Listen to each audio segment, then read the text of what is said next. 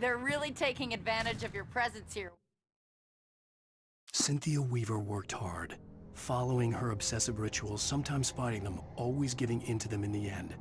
She haunted the halls of Braight-Fall's abandoned power plant. She marked her caches with light-sensitive paint that could only be seen by eyes that had been touched by darkness and saved by light like she'd been. She was preparing defenses and supply lines for the war she knew would come. The war between the forces of light and darkness. I heard they're selling a lot of your Alex Casey books. Right now, I'm not a big fan of my own writing. I don't see Barry. Look! Wait! Maybe that's him. That's the way to the chopper.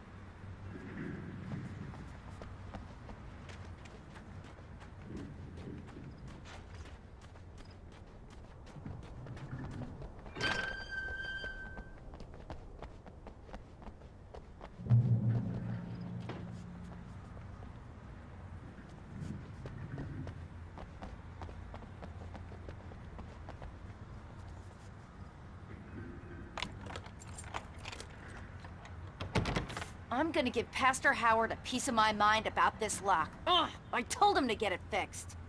Here they come! Physical labor. Let's take a break.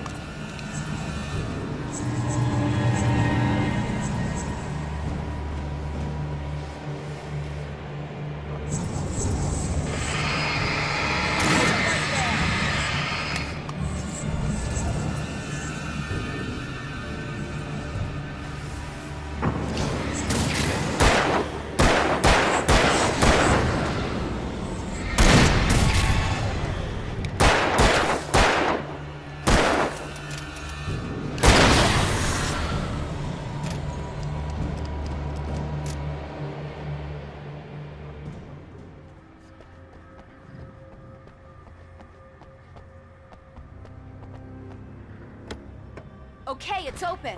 Let's go, Wake.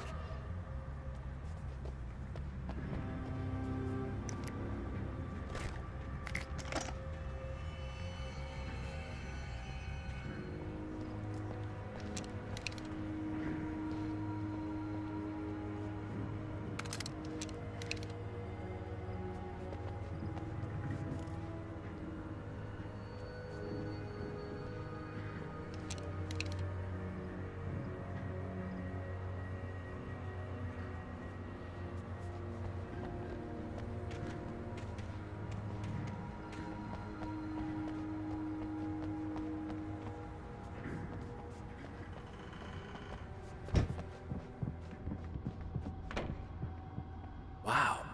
We keep them lit all night long on the night before Deerfest. Why? Well, it's tradition.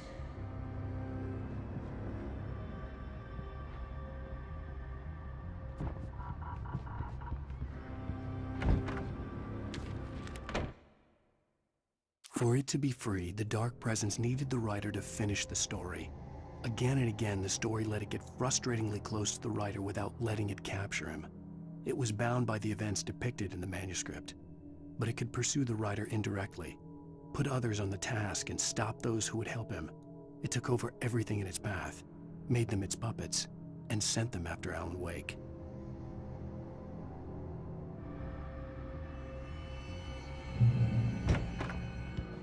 We're almost there. We'll have to go through the basement to get to the parking lot. Yeah, there's no way going through the crypt will turn out to be a bad idea.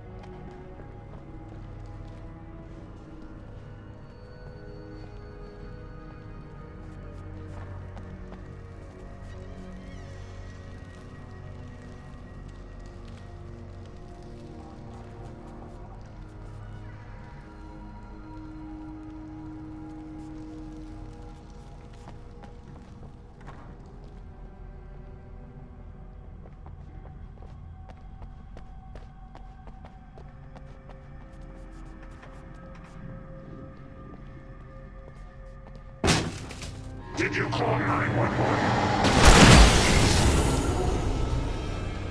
Guess that one saw the light, huh? You didn't like that one? A tough audience. Well, I got plenty more. What are the Christmas lights for? Protection, man! Like garlic against vampires? Vampires. The helicopter's just across the parking lot and up the hill. Come on!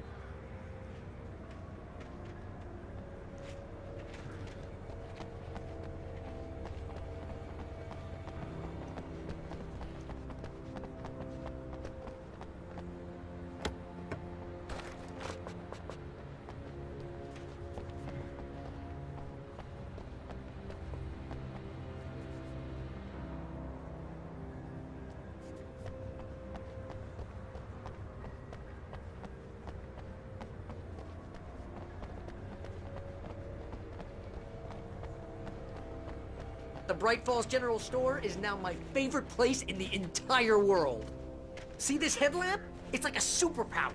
I can just look at one of those things and they die. It's my flaming eye of Mordor. I wish I didn't say that. Yeah. Hey, I want a headlamp. Last one. Bastard.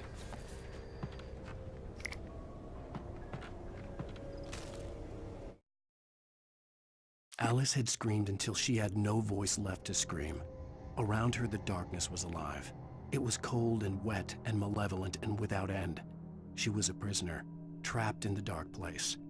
The terror would have burned her mind out, but one thing made her hang on. She could sense Alan in the dark. She could hear him. She could see the words he was writing as flickering shadows. He sensed her too. He was trying to work his way to her.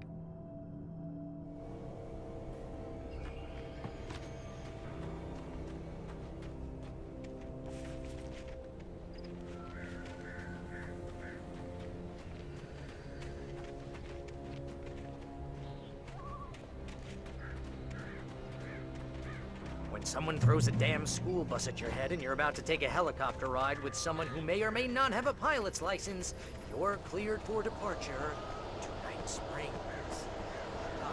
No offense, Sheriff.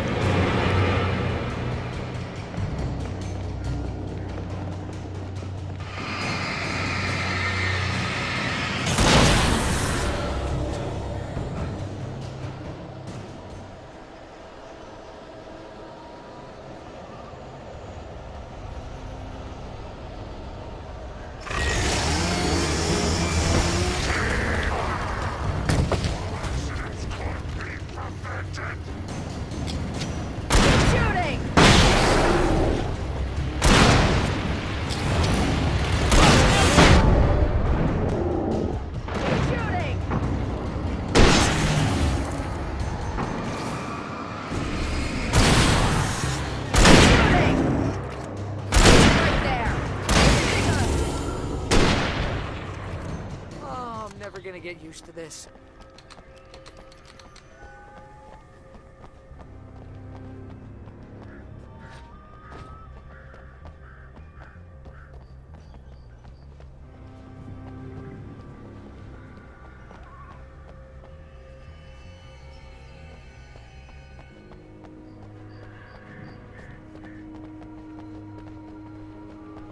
The helicopter's just up ahead. I'll need a while to prep for takeoff. Don't take too long. I want to get out of here.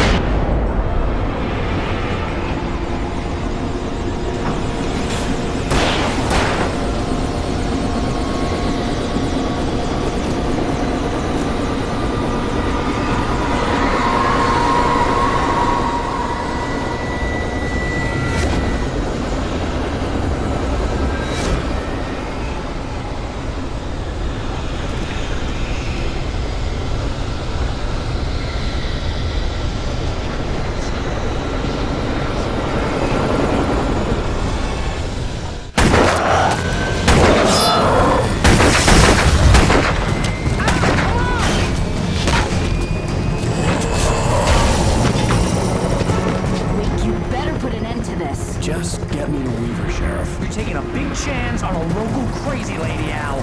I hope you're right about her, or we can kiss this town goodbye.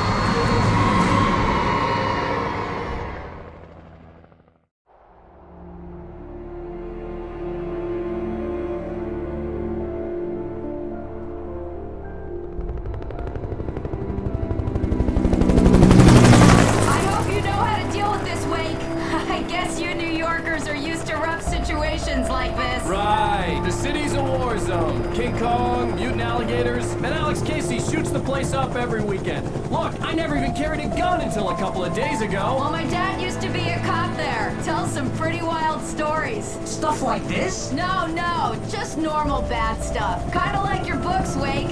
I used to tease Dad that he was just like Alex Casey. You've read me. Oh, sure. You're a pretty good writer. A little heavy on the metaphors, maybe. Nobody's ever said that before. We're coming up on the power plant. See the lit building over there? And that's the dam further up the river. I can't land here. I'll take her down the road across the river. Just get me there, Sheriff.